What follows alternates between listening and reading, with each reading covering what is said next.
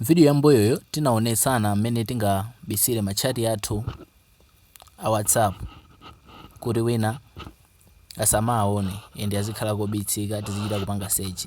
Ndi ena anazafunsa kuti nanga ukayiwala ungapange bwanji. Okay, ndi ukayiwala mwachisanzo tingonesana kuti kuli chani ku lock chat kwa ineko. Ndiyika secret code ndilo wako. Mene mukuonera kuli all links 24 hours. Kusonyeza kuti apa imakhala kuti palibepo.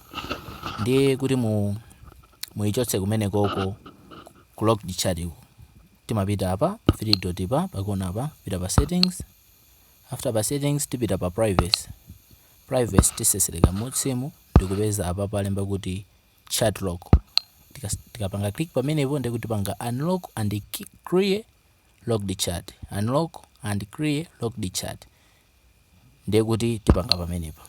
Tikatero tipanga unlock and clear. Komano mukapanga pamenepo pande kuti ziti zonse zimene mmacheza ndiye kuti zimakhala kuti zapangika clear. Chifukwa kuti makhala kuti mwayiwala. Ndiye tipanga unlock and clear. Ena komaika password or fingerprint. Apopo mene ikuonetsera kuti all chats mwakulu kuti are locked. Apangika unlock. Ndiye tipanga back tikaona. Ndiye kuti katiseseleka.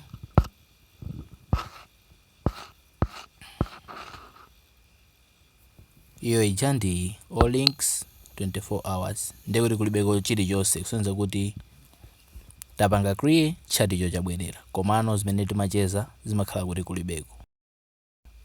Ndiye video ya lero inali yokamba za zimenezi. Ndiye tionananso ku video ina imene tibwereso ndi zinthu zina za nyuwani.